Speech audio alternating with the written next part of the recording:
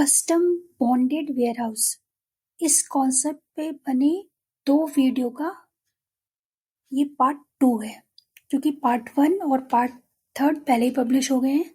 तो इस पार्ट 2 में हम सबसे पहले क्या करेंगे, सबसे पहले हम एक परचेस रिसिप्ट डॉक्यूमेंट क्रिएट करेंगे यूजिंग परचेस ऑर्डर।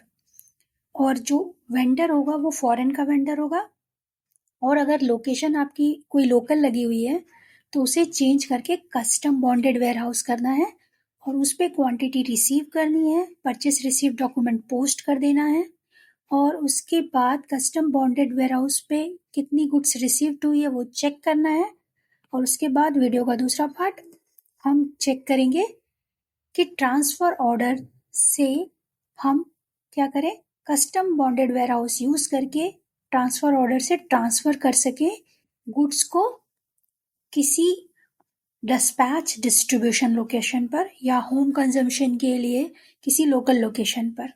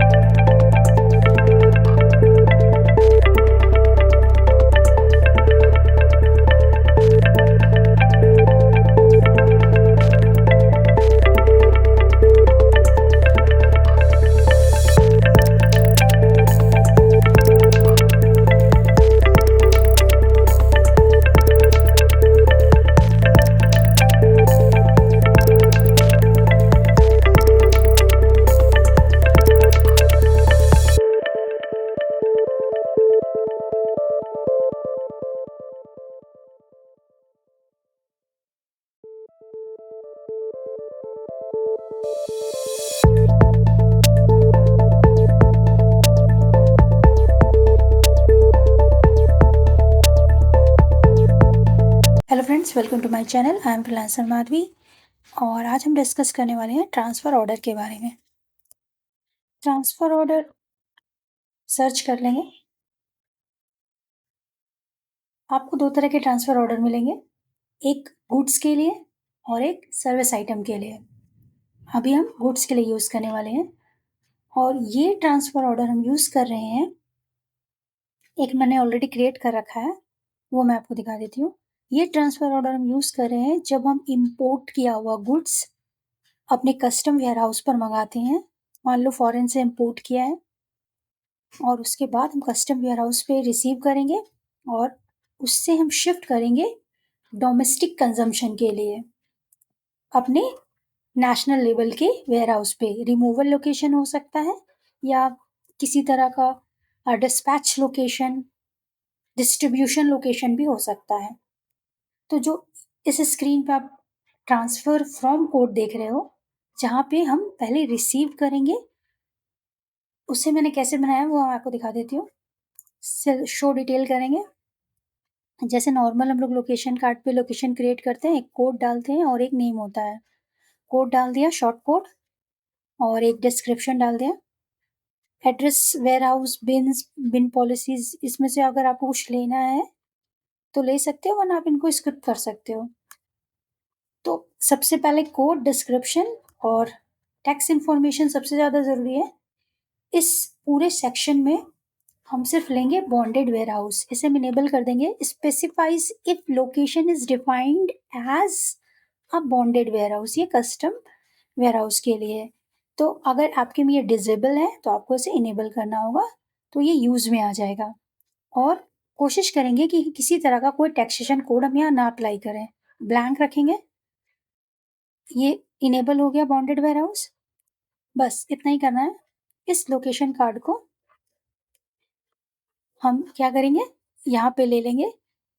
अब अगर आपने इस वीडियो का पार्ट 1 वीडियो देखा होगा तो उसमें मैंने आपको बताया था कि परचेस रिसीव्ड डॉक्यूमेंट में जब हम परचेस ऑर्डर रेज करते हैं और परचेस रिसीव्ड करते हैं तो कस्टम वेयरहाउस लेते हैं, बॉन्डेड वेयरहाउस, कस्टम वेयरहाउस। इस वेयरहाउस पे हम रिसीव करते हैं, तो हमारा जो भी गुड्स होगा इस वेयरहाउस पर पड़ा होगा। तो हम इस वेयरहाउस पे अगर गुड्स होगा तो हम क्या कर सकते हैं, इसे ट्रांसफ़र कर सकते हैं अदर लोकेशन पे। तो ट्रांसफ़र फ्रॉम लिया। अब इस पे गुड्स पड़ा हुआ है या नहीं ये भी हम चेक कर लेते हैं। इस पे हमें देखना होगा, अगर इसके अंदर हमें मिल जाए लोकेशन वाइज़ इन्वेंट्री कितनी है,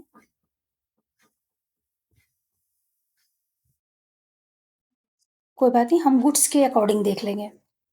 तो सबसे पहले क्या करना है, ट्रांसफ़र ऑर्डर ओपन करना है। आप न्यू ले सकते हैं और मैं आपको ऑलरेडी यूज़ किया वाला दिखा रही हूँ। मैंने जनरल टैब में लिया है transfer from code, custom house, यहाँ से शिप होगा और रिसीव या डिस्पैच कहें तो वो लोकेशन हमारा है ट्रांसफ़र टू कोड। और ये जो ट्रांसफ़र टू कोड है, इस पे आप चेक कर सकते हैं। इस पे जीएसटी रजिस्ट्रेशन नंबर मिल जाएगा। बाकी नॉर्मल लोकेशन की तरह है, जैसे नॉर्मल लोकेशन होता है, हर तरह के टैक्सेशन इन्फॉर्मेशन इसके अंदर है। ये बिल्कुल नॉर्मल रेगुलर लोकेशन है, जीएसटी लोकेशन। ये हमारा अभी के लिए कस्टम वेयरहाउस से जब डिस्पैच होता है तो हम रिसीव कहाँ करते हैं, नेशनल लेवल पर हम अपने डोमेस्टिक लोकेशन में रिसीव करते हैं, वो हमारा डीएल लोकेशन है। इन ट्रांजिट कोड हम यूज़ कर रहे हैं, डायरेक्ट ट्रांसफ़र यूज़ नहीं कर रहे, क्योंकि अगर आप डायरेक्ट ट्रांसफ़र यूज़ करोगे तो वो क्या करेगा, वो इन ट्रांजिट यूज़ नहीं करेगा और आपका टैक्स कैलकुलेट नहीं होगा। तो इन ट्रांजिट यूज़ करने से क्या है कि एक लोकेशन आपका फॉरेन का हुआ, कस्टम हाउस, इस पे मैंने कोई भी स्टेट कोड नहीं डाला था। आप चेक कर सकते हो, यहाँ पे अगर आप देखोगे तो आपको कोई भी स्टेट कोड नहीं मिलेगा, क्योंकि मैंने कोई भी स्टेट कोड नहीं डाला है।